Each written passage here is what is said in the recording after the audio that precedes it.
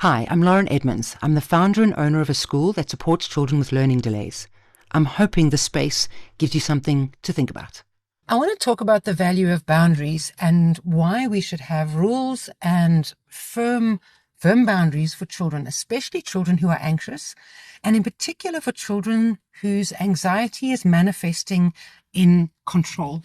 So can you imagine being a young kid and feeling like anything goes? There's no boundaries, there's no rules, whatever I say is acceptable. It's like bouncing on a jumping castle, having the walls around you or having no walls around you. There's no security, there's no boundary. You can bounce straight off that jumping thing without the boundaries. Or you have the walls of a jumping castle, but every time you jump up against them, the walls collapse. Physically, if you can think about how that might feel in your body, every time you push against a wall, it gives and then collapses away. That's for me how parenting should feel, or at least the metaphor I want to use for understanding boundary setting when it comes to parenting. So you can be soft and gracious in your boundary setting, but you still need to put the boundary there. And that's the way your child feels secure. Oh, that's where too far is. I need to come back. Oh, this is not going to be acceptable. Oh, this is great. And they can push and pull and move up against those walls of the jumping castle and feel safe in knowing that the walls will stay up. They won't deflate and flop away, and then they're exposed. So think about boundary setting and how you set those boundaries, how you portray them and communicate them and stick to them. In terms of a jumping castle, your kid is going to bounce around this bouncy house. They're going to bounce off the floor, which is great, right? That's life experiences. And then they're going to bounce off the walls. And you want to be a soft landing, but a firm landing. You don't want to disappear and deflate when they push the boundary. So let's think of something practical. Something that's happened to us recently. There's a little boy and he makes his mind up whether he wants to stay for aftercare or not when his mom arrives to pick him up. And they live quite far away.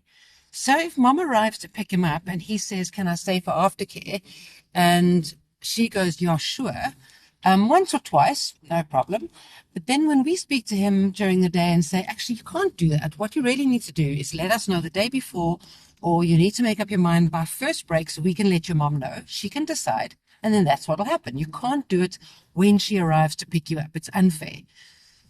He understands this. We get to the end of the day. He's sitting next to the teacher who's reinforcing it for him. Mom arrives. He ignores the teacher. He says to his mom, can I stay for aftercare? She says, sure, no problem. And what's happened is the walls of the jumping castle have deflated and flopped away. Now, keeping those walls up, if you've got a kid who's got PDA or ODD or high anxiety or, maybe even autism, whatever the diagnosis, if you've got a kid that struggles with boundaries, it's going to be hard for you to hold the wall up, but even more necessary for you to do that. So you can be a bit of a soft landing. You can be somewhat flexible in the beginning, but the no is no. The rules are the rules. And they're going to bounce against that wall maybe a bit harder, and you're just going to calmly and in a regulated way keep that wall up. You're not going to let it deflate. And you're going to give so much empathy. Yeah, I know this is hard for you. I know you really want to stay. I think it's wonderful that you want to stay and play with your friends. What a marvelous thing. But the rule is you need to let me know the night before or by a first break, and then I can say yes or no. Otherwise, you can't stay. So how about tomorrow you stay for aftercare, or you let your teacher know by first break?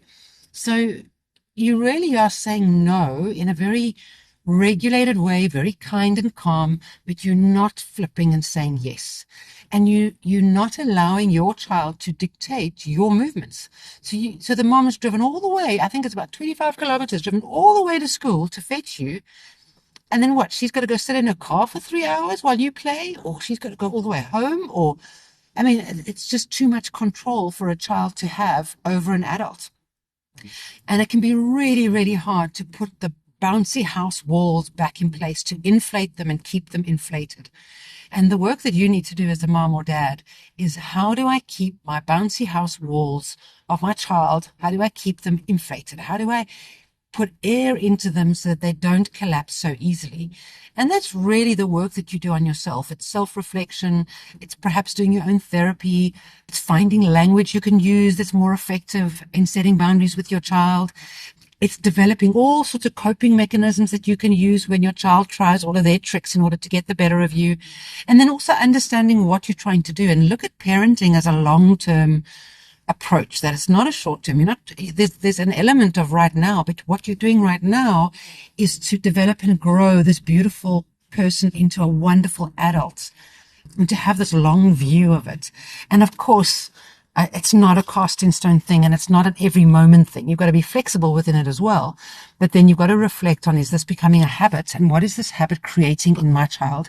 And often when parents give up that kind of control, when they give in to requests and don't set strong boundaries, they're creating anxiety in a child. So if your kid's very anxious, start reflecting on how often you give in, how often you let them take the lead and be in control, because you can't handle their tantrums, their meltdowns, their response, however mean they're getting. Think about what kind of adult you're raising your child to be. And my solution is not the only solution. It might be the completely wrong solution for you, but it's something to think about.